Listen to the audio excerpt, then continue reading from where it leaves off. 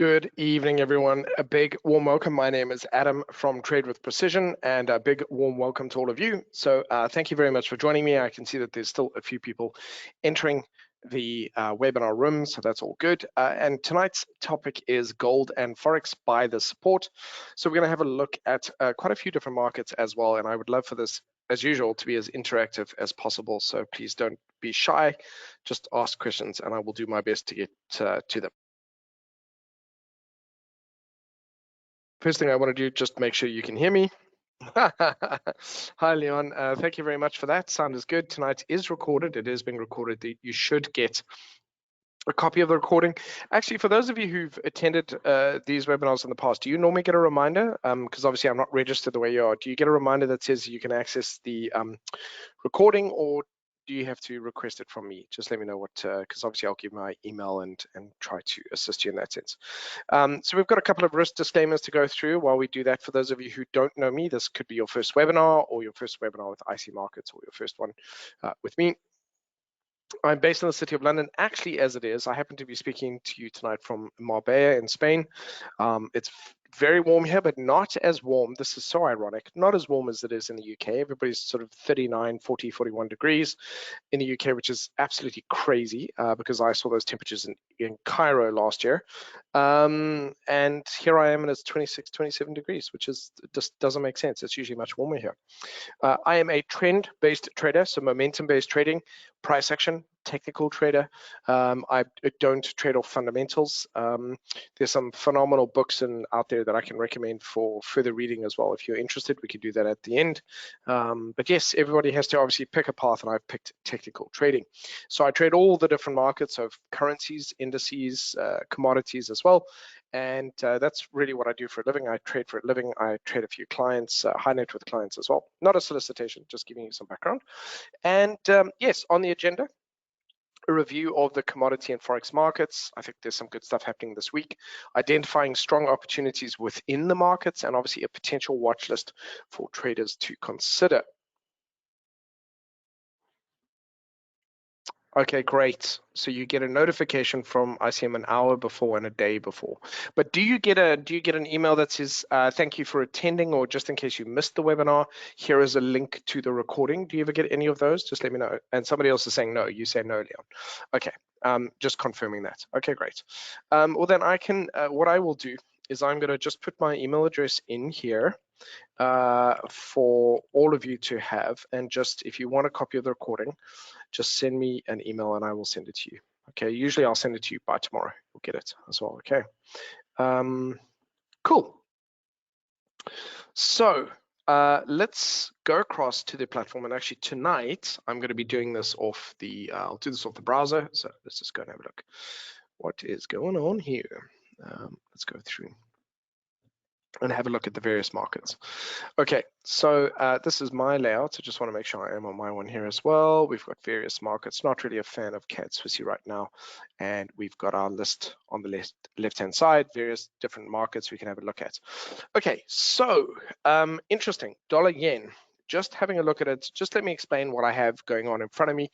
It's a very straightforward kind of layout. So again, for the benefit of those who are new, the most essential information that you can get on a chart is going to be candlesticks and support and resistance, so price levels. These are very important. Obviously, Fibonacci levels, pivot levels. Those are really where buy and sell orders tend to congregate. Okay, and actually just looking at this, we've got the daily chart here for dollar yen. The reason I am commenting on it is that this is traditionally a buy signal. Okay, so I don't know if we've really covered much strategy here, but we have a very strong uptrend in place. We have a bit of a bullish candle here connecting with the moving averages. And so the layout is very straightforward. We have candlesticks, which is just price action, and then we have support resistance levels. Those are the two most crucial bits of information you need on your screen. So as you progress as a trader, you move towards having less and less on your chart so that it is cleaner and cleaner. Generally speaking, if someone has a lot of stuff on their chart, they're either a beginner or more of an analyst. More seasoned traders will tend to take things away. But what you can't really live without are these support resistance levels and of course price action themselves. So on top of that, at Trade with Precision, we add in the moving averages. We throw in a 50, a red 50, a blue 20, and a black 10. Now they can be simple or exponential. The difference between the two is negligible in our opinion. Doesn't really matter, so it's up to you. It's dealer's choice. And then at the bottom here, we've got the MACD and the RSI. Now, you don't have to use the MACD or the RSI. I'll explain when or why we use them and where they are useful. You could use CCI, that's the Commodity Channel Index. You could use Williams percent R. You could use stochastics. All of those, there's like 5 or 6 indicators. They are generally regarded as momentum indicators. So what they do is, while we can see we have price over time on the chart, here we have speed of the market over time. Okay, so basically the best way to use this, I'm just going to set up my colors quickly. The best way to use these indicators is really as a confirmation of the trend. Is the trend strong? In other words, if I take a trade now, is the trend still strong? Because nothing more frustrating than you get in and then of course the trend changes direction. Excuse me. Alternatively, it tells you if the market is weak. So that means that if the chart is heading higher, but your indicators are starting to trend lower, so in other words, these are trending lower, they are bearish, and we use 2 because it's a double confirmation. So if we have 2 indicators, we have, you might get a false signal from one, but if both of them are doing the same thing, you've got that double confirmation. Okay, so that then would alert me to maybe I shouldn't get in here. Maybe the trend is starting to lose steam. And the third way in which we can use it is to give us an early heads up as to a new trend. So basically, if a trend is trading higher and then begins to trade to the downside, we would usually have clues. We'd start to get lower highs and lower lows, and we start to break through these lows. And usually what happens is that indicator would be trending higher, but then it would start trending lower. And that usually would give us a little bit of a heads up that possibly the trend is going to change. And then we would get a bit of a clue that before the price action actually follows through, we would get a bit of a clue. Okay, so that's just giving you a quick up-to-date kind of thing on it, a quick preview of it. So the MACD and the RSI are really only there as a very small, they have their place in time, a very small tool that we use to just give me that extra confirmation, should I take the trade or not. So just looking at dollar yen. So let's talk very quickly about what's going on in the world right now.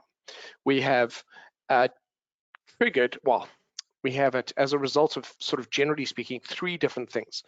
As a result of a general kind of long-standing bull market, which is longer than usual, where if we go, for example, and have a look at, probably going to make more sense if we go and look at something like the S&P 500, and let's just go down here.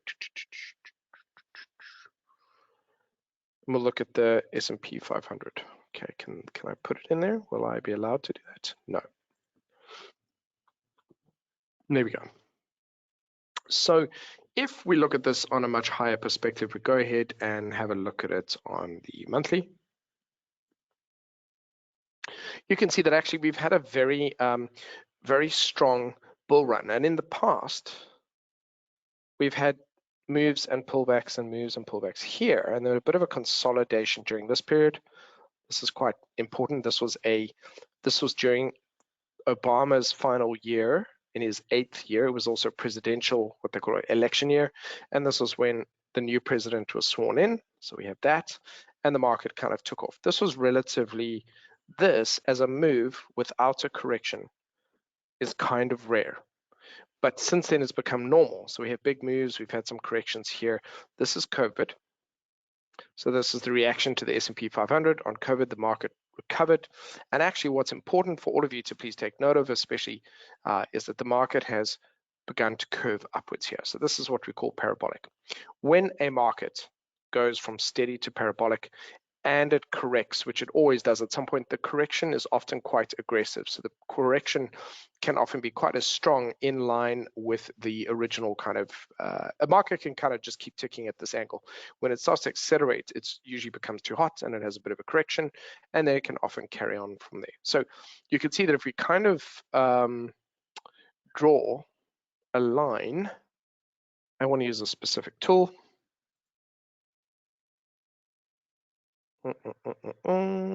Sorry, it's because my go to webinar stuff is sitting over here, that's why. So we'll use our trend line. I'm just going to draw it, just generally work it right through the middle. So I'm just drawing a line that is right through the middle of the, make it a bit thicker. Just draw it right through the middle of price action. And so what happens is the market's often orbiting its true value. The market doesn't really know where its exact right value is. It just goes, okay, we're a bit too expensive here. Okay, we're a bit too cheap here. And so it works, you know, it's a crowd. This is we together make up a crowd. We're sort of a swarm of, I don't want to say swarm of insects, that's got a negative connotation, but we're like a flock of birds or a herd of buffalo. We tend to just be fumbling our way along, and then we know, okay, it's a bit too expensive here, it's a bit too cheap. And so generally I'm just going to draw, it's a very sort of crude way of doing it, but draw a line through the middle. And this gives us a sense of where our true value lies. It's sort of more or less in the middle. We can go below it or above it, but we have had you can see how we deviated away from it. We've come back down into this area. So where we are now is, I would say, closer to where the true value of the market is. Okay, so we're now in a good area for the market to attempt to move back up to the old highs. It has the good news for everybody. The good news is that a market that is running at a steady pace like this can keep going for ages. It's very sustainable. When it accelerates in this sense, it's not sustainable. So we've actually managed, and when you think about it, stock prices have gone to highs, and you're always thinking, oh man, if only I'd bought at this price, and I'd only bought at this price. The good news is that, we're starting to come back into that sort of price area. And so actually, if we have spare cash, it's not financial advice. It's just kind of what I would tell myself, I guess, if I could go back in time. But we're now approaching an area where we could possibly be, this could potentially be the earliest point at which the market could recover. We might come down a little bit further. We could be halfway through it. You've got Michael Burry, who was in The Big Short. You've got Ray Dalio, who runs Bridgewater Associates. Very seasoned, very clever guys, and folks out there who think that this was much needed, but that there's a second leg to come, which will involve recession and all kinds of other things. Now, that isn't guaranteed. If it was that obvious and that easy, I guess everyone would do it. But I'm just saying to you that we've now shed enough weight that we could recover from here. We could also go a little bit further, but we also am at this point. There's a lot of economic stuff that's really stable, because all of this, by the way, I'm going somewhere. We're going to talk about gold. We're going to talk about currencies. And so I'm setting up the case for that. So I'm just letting you know that we are at this point. S&P 500, I picked it because it's a better sample size. It's 500, medium to large cap companies. And we know them all. So Starbucks and Nike and all these various ones as well. So we can give that a sense of it. One of the things I need to see is a bullish green candle at the end of the month. So that means at the end of July or potentially August, I want to see a nice green candle here. Once we get that green candle, I want to see the next month, which is August, break the high to follow through. That would then begin the market's attempt to get back up to the old high. So you can see it happening here. You get a red candle, then a green candle, and then it recovers. Here you get your red candle, your green candle recovers, and again, you get the same thing. So that's what I'm looking for here. We've also come close to that 50-period moving average. I would have preferred for us to come here. This would have been the right place for us to correct to, and then I would be like, okay, this is it. In principle, the trend is still healthy because the MACD is creating higher highs. This is still creating higher highs. So there's no difference between this one and this one, which is usually the case. So if you have, for example, this setup, and then your indicator has started to do that, you're in trouble. Generally speaking, it means the market's too hot. We don't really have that as a case. Okay, so just to kind of sort of stop and talk about where we are. We have inflation. Big part of that is triggered by COVID. So COVID caused supply chain issues. People also managed to negotiate better jobs. So people kind of globally started to kind of switch around, change their jobs. Here's what's really interesting, which most people are only finding out now. A lot of people left their jobs and haven't gone back to their jobs. So there's now a surplus of jobs in many countries. So we have a shortage of workers, but high inflation. That's a really weird place to be in. I don't think that's ever happened before. So you've got jobs. The problem you have is when you have high inflation and people out of work, unemployment, which we don't have at the moment. So it's a weird place to be. That's why it's possible that we could recover, or we could just kind of move along for a bit. So we have that. So that was COVID that caused part of that issue. Then Russia invades Ukraine, which then caused commodities issues as well. So not just commodities, but a few other things. But we're impacted by both supply chain issues from not just Russia, but Ukraine. And so this is then added to further demand, and that triggers further fuel increases in fuel prices, which adds to inflation, and that increases, when fuel prices go up, the price of bread goes up because you've got your transport costs for trucks, and all of it always gets passed on to us, the retail shoppers. So you get all of that. So you get this inflation that is directly triggered and linked to both COVID and the war. So once they go away, then we can get a sense of, hopefully at some point when COVID's in the rearview mirror, and hopefully at some point the war is resolved in the best way possible, then we would really be able to assess, okay, how bad is everything? But until that point, we can't, because they are big cogs in that system. The next thing is that at the end of World War II, 1945, this is interesting stuff. The US owned 95% of the planet's wealth in 1945. I didn't know this, but this is apparently true.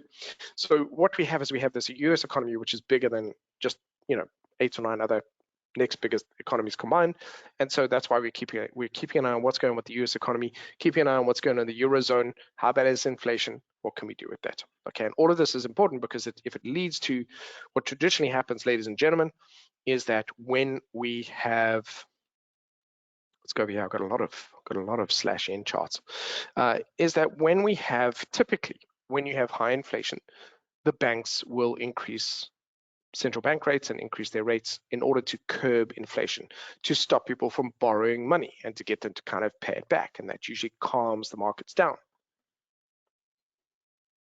So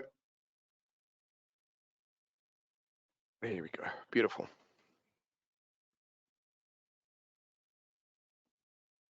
There we go, perfect. Okay, so what happens then, right, is that if you increase the interest rates of a currency, that currency tends to strengthen. And so that often doesn't necessarily, let's talk about that separate from the economy, tends to increase the strength of a currency. So what happened, obviously, the US have accelerated the rate hikes, which has caused a very strong dollar. This is a hit on the commodities because most of them, oil and gold, are priced against the US dollar. So I'm a technical trader, but there are times, and this is very important what I'm about to say, please remember this.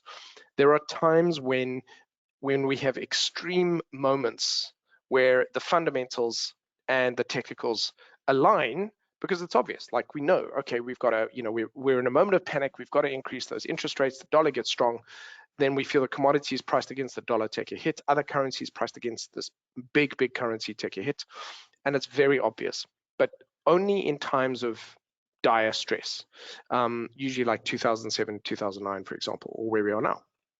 In between that, every economy does its own thing. So it's really only when everything is definitely on the same page. And so that's why we get that.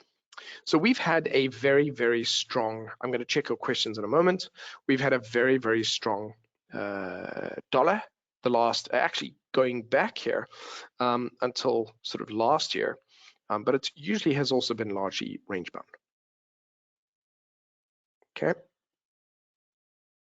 Again, I wish I could edit. I have actually asked CTrader to change to allow me to set these as presets. So all I wanted to show you here is that, we had been largely range bound for a very, very big period of time. We've broken outside of that. And then of course, the most significant being that we hit parity. So we've got parity down here at 1. I'm just gonna edit that, make it a lot thicker, make it very bright. So we've got this bright color, so we can see what parity is. And so parity, historically, it's very rare for us to hit that. We've hit it only a few times going back in our past. So I want to get a sense of where we are. So actually we go here back to 89, 99, 89. Okay, so somewhere around there. And actually this is where it gets really interesting. The currency markets have been around since I think 73, 74, but actually they were then interbank. They really only became publicly accessible to retail traders such as ourselves about here, about 97. That's fascinating to me because that's not that long ago. That's not that long ago, and actually, you know, kind of, I thought the markets were much older than that, but I only joined the markets in 2007, so I only sort of got in about here. And this is really where we are. So the number of times we've been through parity, it's very rare. It's been a couple of times here in late 99 and then back up over in 2002, and this is really where we are now. Now, I do want to highlight that we had a bit of a reaction off that at that point there, the first time or the last time we were there here, and then we broke through a little bit of a minor reaction from that level, broke through. It seems that we always push through parity. Historically, we always push through it. In every single instance that I've seen, we always push through it. And so we are here. And therefore, I think it's feasible. Obviously, it isn't, not everything has to be the same. History doesn't repeat itself, except when history does repeat itself. We might see a bit of a bounce, but I'm also thinking that, yes, we should also accept the possibility that we could see over the next month or the next 4 to 5 months, we could see another move below parity if these conditions don't change. If we reject this level and don't come back to it for a while, that will be the first time that we've ever done that. We usually tend to break through parity. In other words, the fact that we're actually at parity usually means that situation is bad enough that we would tend to go through it. Let me have a look at your questions because I'm going to work my way through to gold and everything. There's the email addresses. Okay, great. Okay, cool. So, so these are the issues. We have not just inflation, which is, we have our own concerns, and there's fears of a recession. And here's the thing. I mean, look, as we trade, so we're talking today about trading. Remember that this is the way I want you to think about it. Investing is generally I'm oversimplifying it, but it is generally a buy and hold where you look for something to increase in value over time.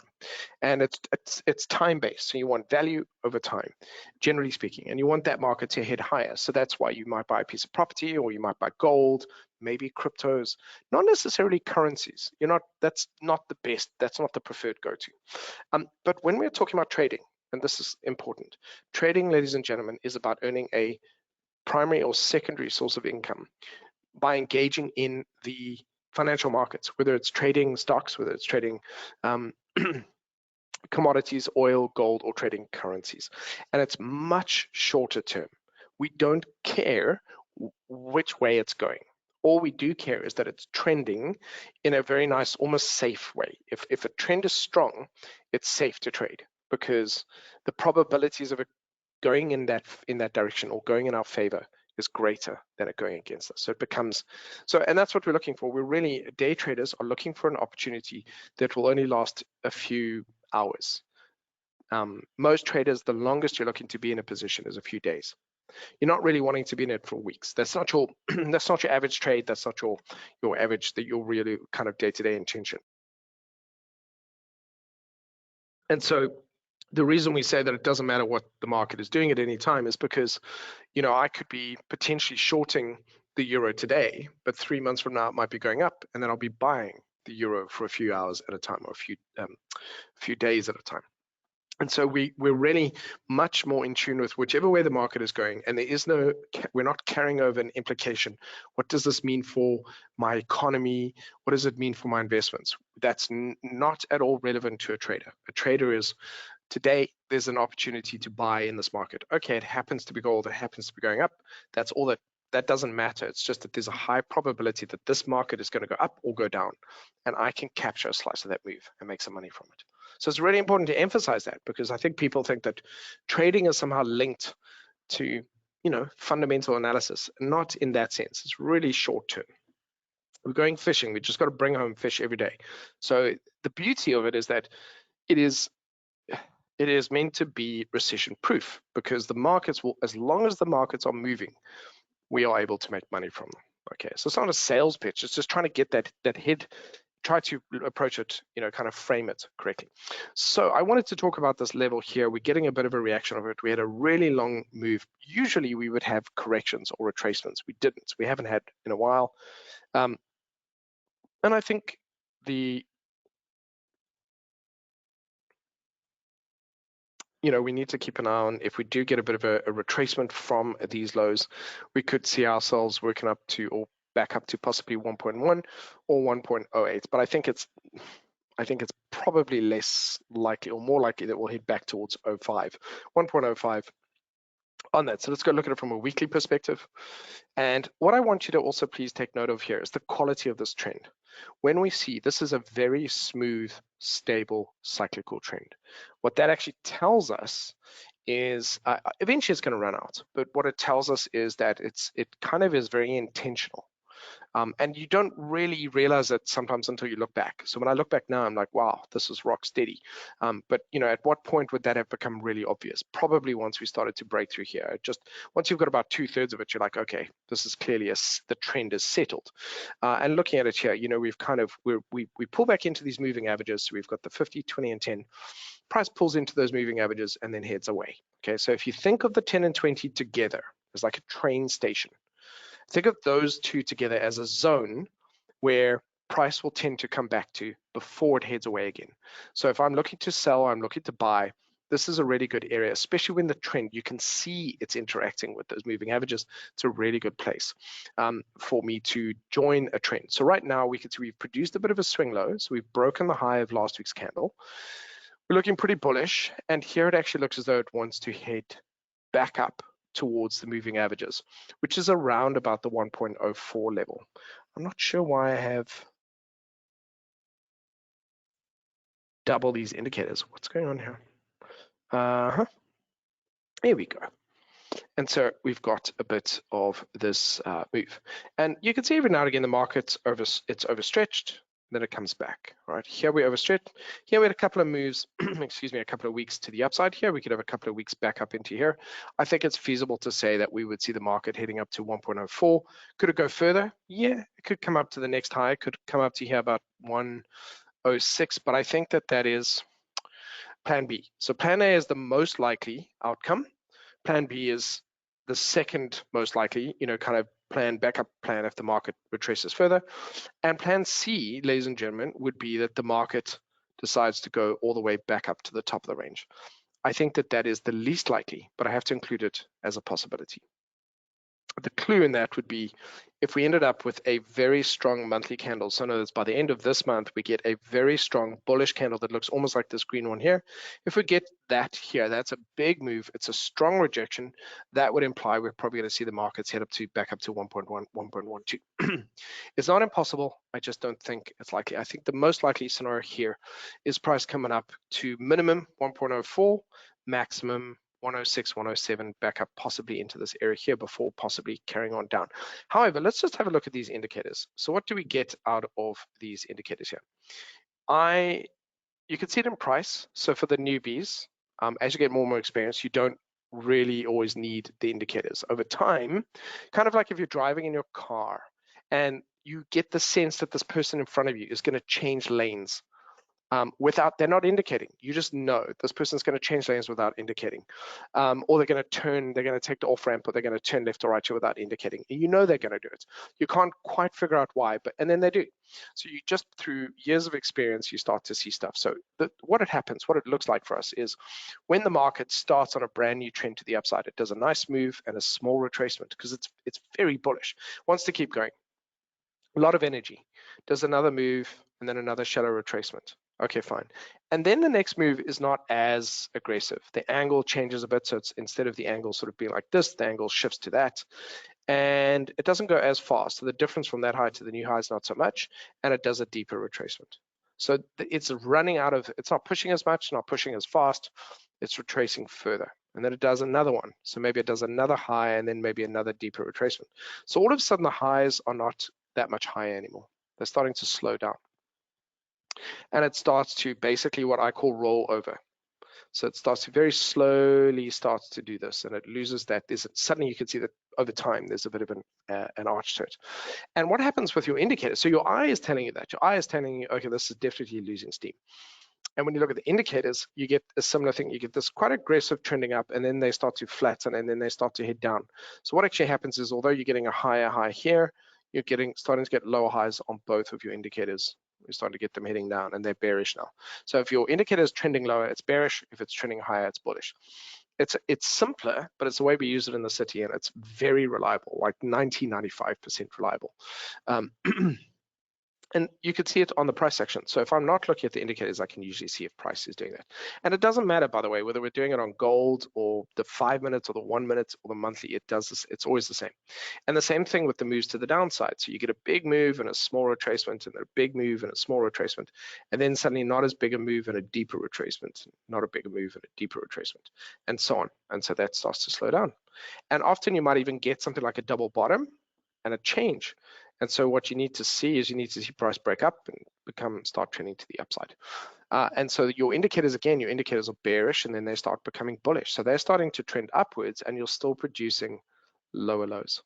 So case in point, if we look at this here, we've got a low here, we've got a low there, we've got a low there. And most importantly, you can see that if I look at these two lows, we've still got the MACD going lower. We have a discrepancy though on my RSI, we've got a higher low. So we have divergence here, bullish divergence, but nothing here. And that's why we have the two indicators, because this one is bullish, this one's bearish. So that doesn't actually help me. It's of no use to me. But if I had seen both of them trending higher, even though we've got a low low here, we've got them going up, that would be a very strong indicator that this is running out of steam, but it's not. So there's a lot of evidence, again, technically the indicators are telling us that this trend isn't really showing any signs of exhaustion.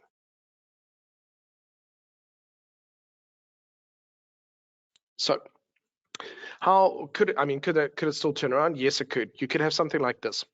Price does this and comes back down, hits this low and rejects it.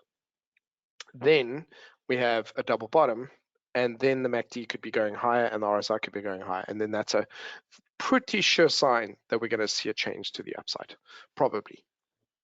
But nothing like that so far. So that means that taking it as it is currently, any trades I do to the upside as a day trader are very short term, because once we get up here into this area, there is now a high possibility that the market is going to turn around. So what would I be looking for? I'd be looking for an indecision candle. So indecision candles look like this. They've got small bodies, equal wick and shadows, top and bottom. These are magic beans. No, wait, that sounds bad. If you believe in magic, they're magic beans. Okay, it's meaning that they are underappreciated candles that tend to occur almost always in the turning points.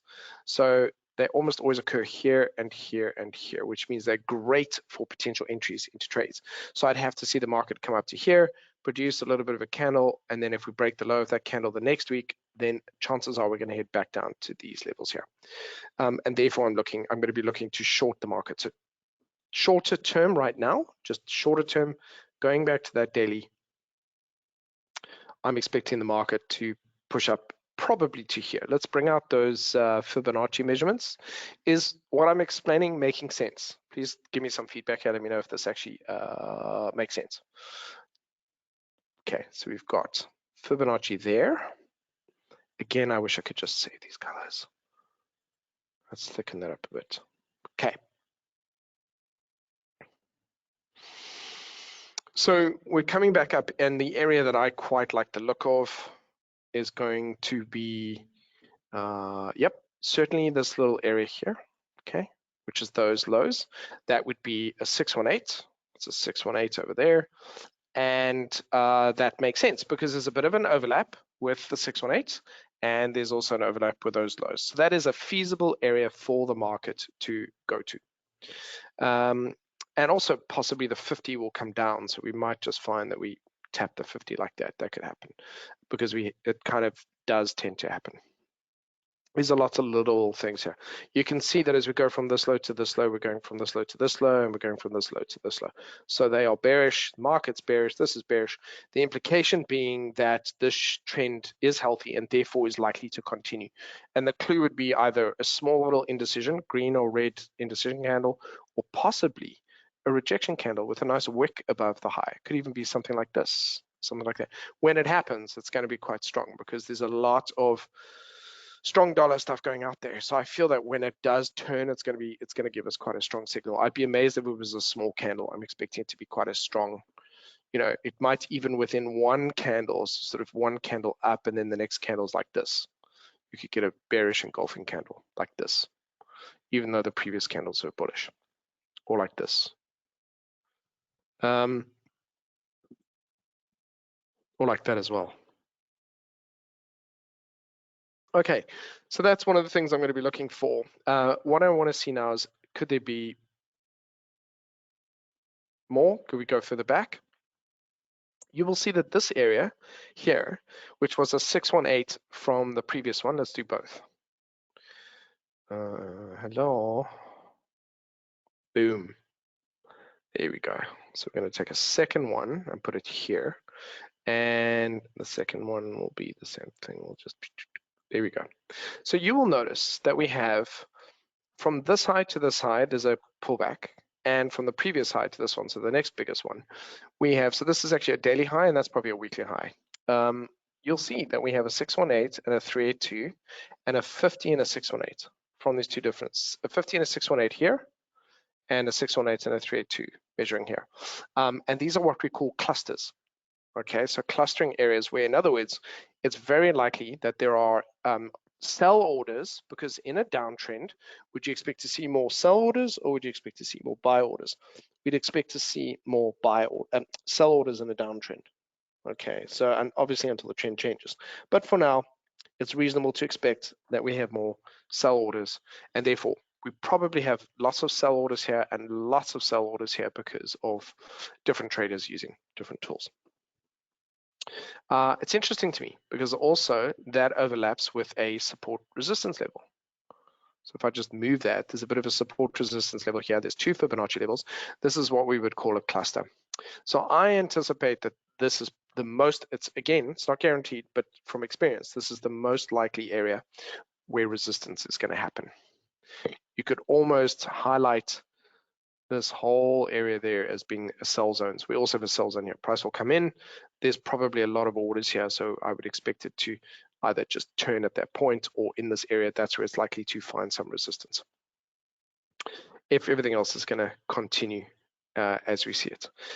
So now that we have that, let's go ahead and have a look at dollar yen. It's interesting. We go back to dollar yen, and we can see here that dollar yen has come back into where it is now.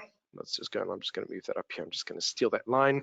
It's also what it's done is come back into these old highs here. So that was the level of resistance. If we zoom in on that, you can see we had some resistance, and then there was a breakout, and prices come back and produced a bullish candle. This is a buy signal, clearly. However, there's a little bit of exhaustion. Okay, you can see here if I just draw, so from here we've got a high, but if we go from this, we have a lower high. And here we've got a high, so that's fine. Here we've got a bit of divergence. So we've got some divergence in here. It's not very clear, it's not very crystal.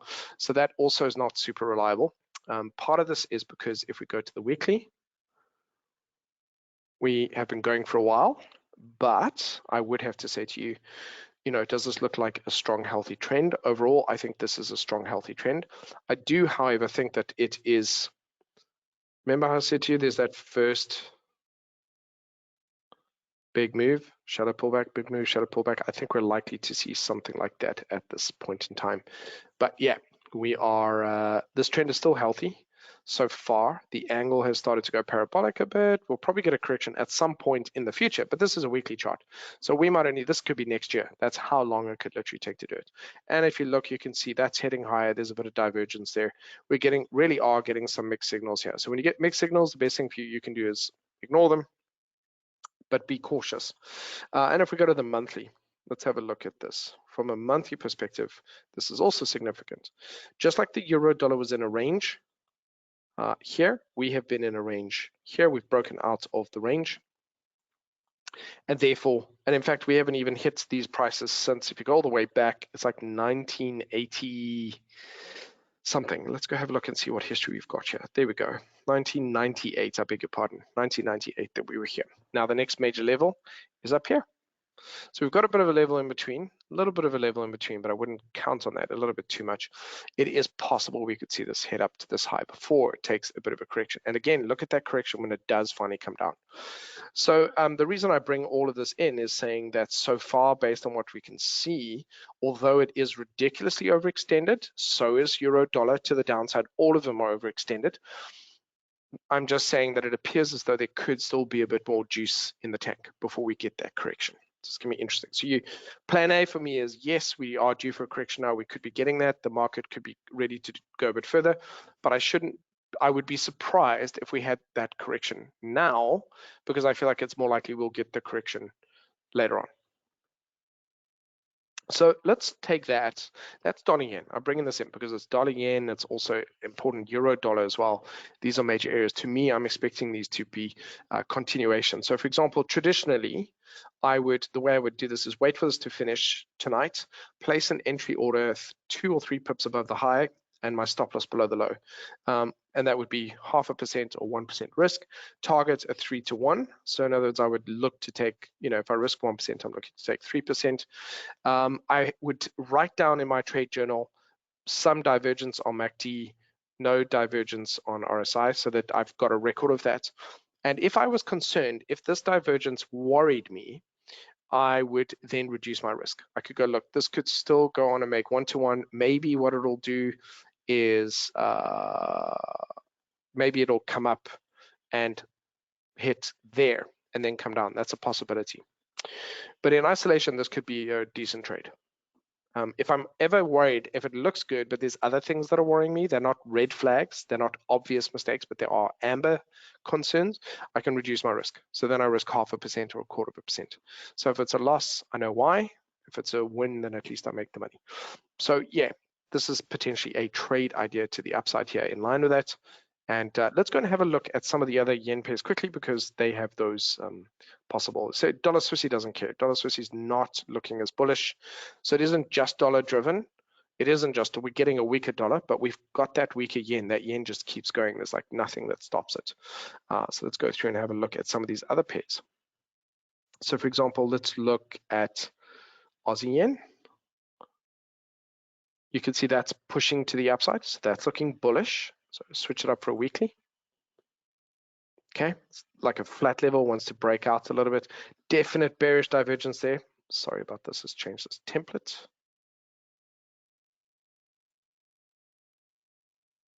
Boom. So yeah, we're seeing, some of that. We've got sort of flat level here, but we've got MACD going lower, RSI going lower. So there could be that could indicate a failed breakout. So although it is bullish on the price action, it could lead to a failed breakout. Let's look at Cad Yen. Very bullish, guys. Very, very bullish. And relatively speaking, safer to trade because they're very strong trends.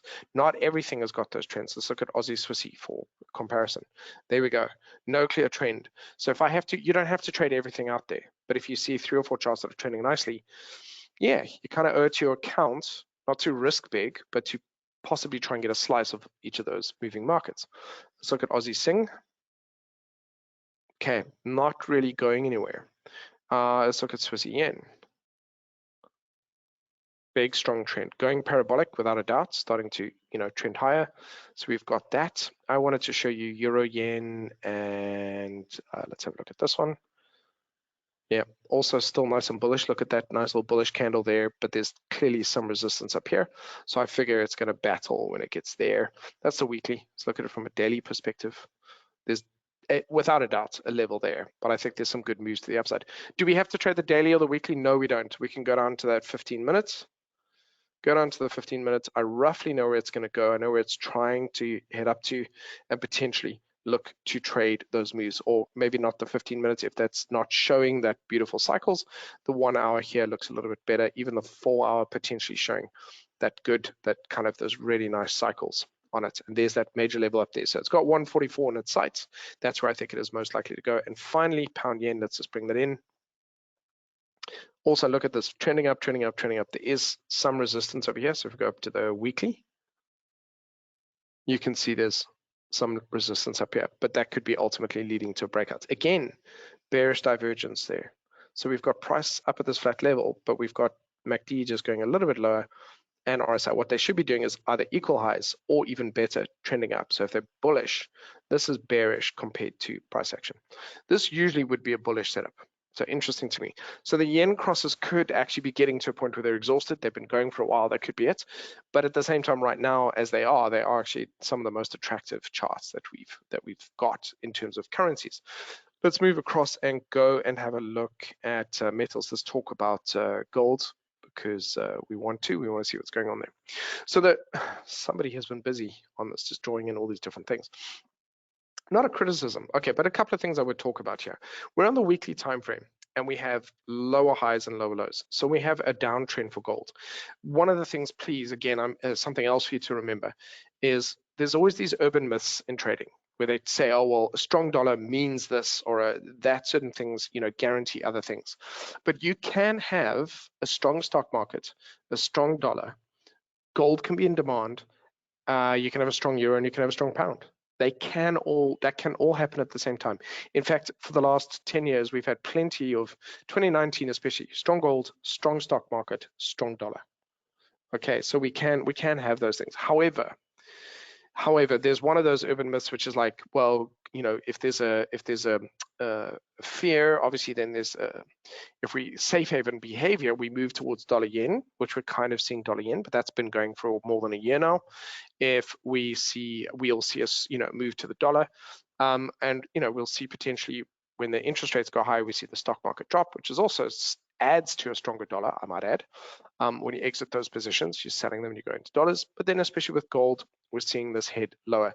What we're not seeing here, what we are seeing is commodities are going lower as a result of a strong dollar. The strong dollar is really what's happening right now. That's it. That's the biggest cog that is moving most of the markets right now, is strong dollar. And we're not seeing safe haven behavior from gold at this point in time. We're not seeing it as a hedge against inflation. Please, please, please. If you're not seeing it, it's not happening.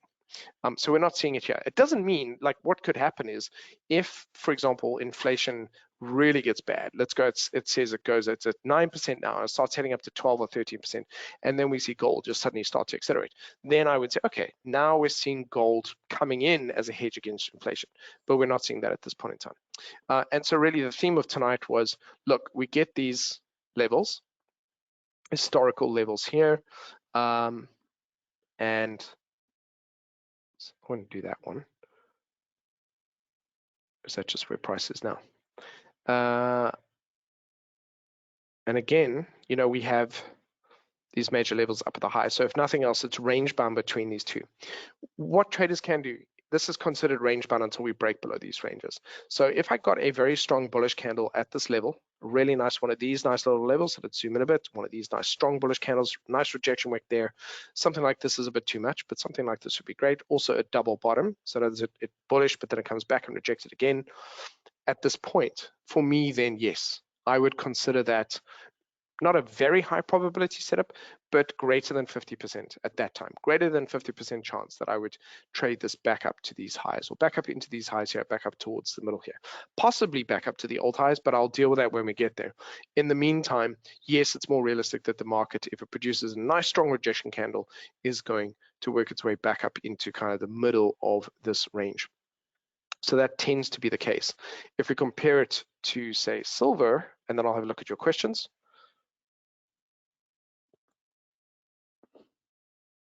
Silver clearly has broken through its level of support and has found resistance there and is clearly heading lower. One of the things I do is I definitely don't, gold and silver do not have to do the same thing. Gold has climbed a lot where silver hasn't. So let's put them almost side by side. This is gold since 2019, broken through this level. It's a bit range bound now. It's coming back to the bottom of that range. But if we compare silver over the same period, it had a bit of a burst up and has come all the way back down to these lows. It's not as bullish as gold is. Okay, it's just not as bullish in terms of that. And it could find some good strong support here. We'll see. We will see. It could decide it once they hit lower. So again, it's one of those things where, first of all, as a trader, I'm more likely to trade it whichever way it's going. If it breaks to this level, I don't want my brain coming and going, but it's, but gold can't lose value like this, or it can't beat inflation. I'll find out later why it's losing value, but keep in mind that big institutions sometimes offload gold from their portfolios when their portfolios get a bit heavy. They have to get rid of something, they'll usually get rid of gold. But if it breaks through here, then it'll probably head down to these next few levels down here. If it rejects that level and we get a nice bullish rejection, then I expect it to head back up to 1918, or possibly up towards, it's generally round numbers, 1900, 2000, and so on. So we've often have levels of support about 1700 1800 and so on. So if it's going to do that, that's what I would expect it to do. I find, especially with gold, thinking about the fundamentals and trying to marry it up with what gold is doing just never satisfies, never gives me a satisfactory explanation.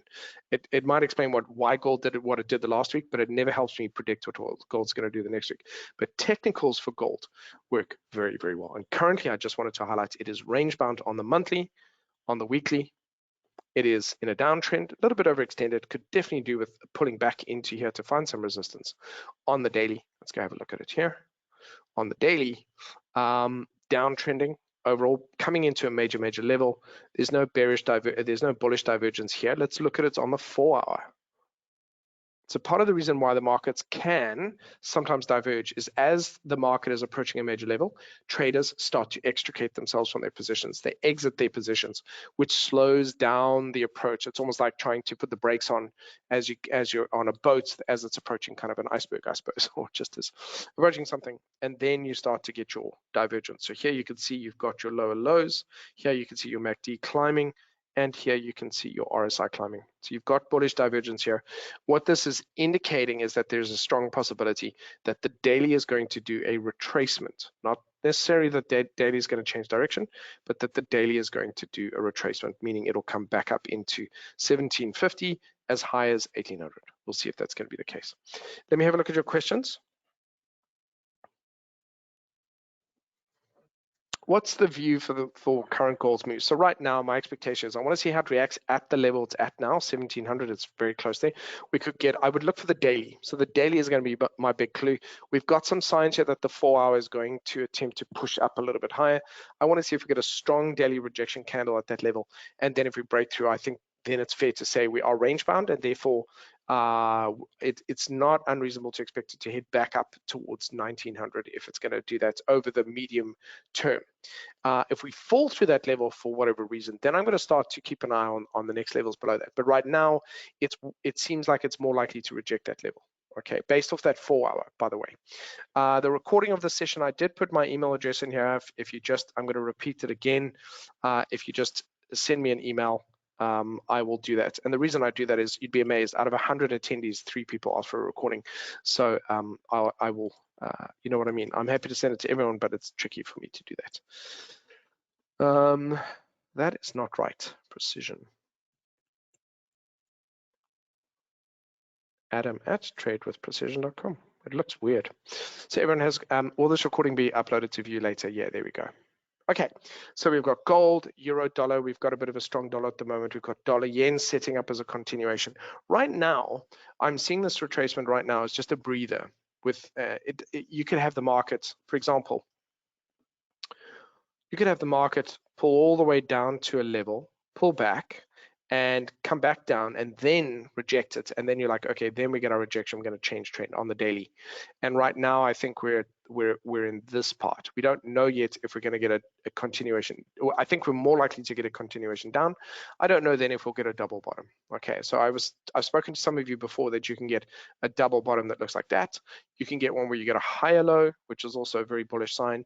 And you can get a lower low. And again, if you've got bullish divergence in this situation with your indicators, that's a good indication of a change in trend. This won't give you anything special, but also here, if your indicators are bullish here and you've got an equal low, you're going to see a change in that. So let's go and have a look at the equity markets as well. So let's go across to the S&P. Let's look at it on a daily basis, see what's going on here. So if you recall, some of you sat in on a session, I said to you what I'm looking for on the weekly to know for sure that we've turned around very quickly. It was really, there's quite a few things that we need, but we need the 50 price to get above the 50. So when price gets back up above the 50 moving average on the weekly, specifically on the weekly, then we are back into a bull run. Okay, that's just from his history. We know that this is the case. Okay, so if we do that, we're not there yet. So we're not back at the bull run yet. We could potentially come back and bounce again. There's a whole lot of other things that could happen. But what is positive so far, we have a weekly downtrend there. What is positive, ladies and gentlemen, is we're at a point now where it is trying desperately to break out to the upside. It'll get above the 50 on the daily, which is a step in the right direction. but is not much there. What it does mean is we're starting to head up into these highs up here. Okay, all of that looks good from a monthly perspective. I want to see a nice bullish candle finish at the end of the month, and then a follow through, and then I start to keep an eye on the weekly. So what it really does tell me is that we are several weeks away. Even if the market, if this is going to turn out to be the low, or this is the point at which the downtrend starts and we're going to turn around, we are still 6 to 8 weeks away from really knowing if we're going to get out of that. Even here we had, 1, 2, 3, 4. We had about 9 weeks, 8 or 9 weeks before we got back up from the lows of COVID. It would be a similar type of scenario here. We would be 4 to 8 weeks away, I think 6 to 8 weeks away, where we'd really know that for sure. That's a generalization, but it's generally a reliable approach on that. We're still on a downtrend here. It becomes significant, really, when we break this level. We've got to break that high, so that means we've broken the downtrend. We've broken that high. We'd also have to produce a higher low, higher high, and remember that at that point, we usually go above the 50. So all these different things happen at the same time, and that goes, okay, boom, we're now definitely shifting to the upside. We're not there yet. But what I can say is that this is the very first best attempt I've seen to change direction, to go back into an uptrend that we've had since we started this decline. If it's going to fail, it will fail. So in other words, if we can't get through there, we get a strong rejection. Once we break through this, we would then see a faster correction, a faster drop, probably something a bit more like this, and then it would be done. Because I'm pretty sure once that's done, then the market will panic, and then it's done. We've panicked enough already here. We'll see if that actually happens. And I don't want to see that as a reason to panic. There's no reason ever to sell your shares unless you absolutely need the money. You just wait until the market recovers, which it always does. You either buy or you hold, but you never sell. Okay, that's according to Peter Lynch and Warren Buffett. You just don't do that. It's easy to panic, but it's fine. Okay, it's like you've got a rhinoceros charging at you, but there's a fire between you and the rhinoceros. It'll stop at the last minute. It should. Okay, and actually we've had recessions before, right? We have inflation before. Those are the things that almost always occur at the top of a market turn. They're not always the same, but they occur. There's a guarantee in our future that the next end of the bull market will result in inflation and likely potentially trigger a recession. So they are always part and parcel of a market correcting. You can't avoid them. So please understand that this happening now is just winter to the previous summer. It's just part of it. Okay, so don't, you could maybe go to sleep now, wake up 6 months from now, and we could be out of it. We'll have to see how that goes. Let me just check something here quickly. Just want to have a look at some of these things here. Commodities. Oh, I wanted to look at oil. I wanted to look at oil very quickly, and then we'll wrap up. So just give me, it's 9 o'clock, give me 2 minutes and we will wrap up. Let's go to that. If there's something else you want me to have a look at that I can from here, please let me know. So let's just go and have a look at, we'll look at, this is US oil. So this is West Texas Intermediate. And here you can see we've got a double bottom. We've got a double top there, I beg your pardon. We've breached below the lows. So this is sort of range bound at the moment. It's actually a very similar behavior. And actually it's a bit range bound, which could likely see, we could see a bit of that happening with gold as well. That is on a weekly basis. On a monthly basis, we've come back, we've connected with those moving averages. We could finish up with a bullish candle by the end of the month. I think that's worthwhile watching. Here is some strong resistance. When you see multiple reactions at a major level, that's quite strong. So we might not be done yet. It might want to, if we, on the other hand, if this closes lower by the end of the month, which is 10 days away or something, then we're probably going to come down a little bit further. And all of that will tie up. We can see gold is under pressure. We can see oil's under pressure. We know the dollar is the thing that's moving everything around as well. So the real question that we're seeing is this week, are we just getting a temporary reprieve? Is the dollar just taking a bit of a breather before it then just pushes again? And yes, if that is the case, and we get a really strong push on that dollar, it's going to push euro down through parity. It's going to push this back down towards these lows. And it's going to push gold down potentially through that level of support and outside of that range. All of those are kind of, it's a mixed blessing. Having gold be cheaper and oil be cheaper is obviously, that's a good thing. But then, fears of inflation and recession and all these things are scary things. So it's a bit of a mixed bag. But again, just watching those price levels, I think, are crucial. Looking for gold to come back with a nice strong candle at this point tonight. Too, we've got that 4-hour divergence start. I want to see that daily push up and start to break above 1750. That starts to look, especially on that weekly, that starts to look as though, okay, we might, especially if we break the high here. So if we break, this is last week's candle, this is this week's candle. If we break the high of last week's candle, we get a bit of a swing low. and then there's a possibility we can start to work our way back up to 1918. And the same with oil. So it's really about kind of, I guess, this week, how does it finish? Does it finish really aggressively near the highs? A weaker dollar. Do we get gold closing near the highs, oil closing near the highs, euro, dollar, GBP dollar, all these other pairs as well closing near the highs? Because and dollar yen in that case, if that is the case, and dollar yen is also a bit overpriced, it has to come down a bit, and we'll see that being the case. So there we go. Ladies and gents, I hope you found that instructive and useful. There's some great trends at the moment in currencies, which has not always been the case. For parts of the last couple of years, we're getting some strong ones there. I'm actually finding that currencies just lately have been pretty good in terms of smooth trends trading on the 15 minutes, 1 hour, 4 hours. Pretty good for the most part.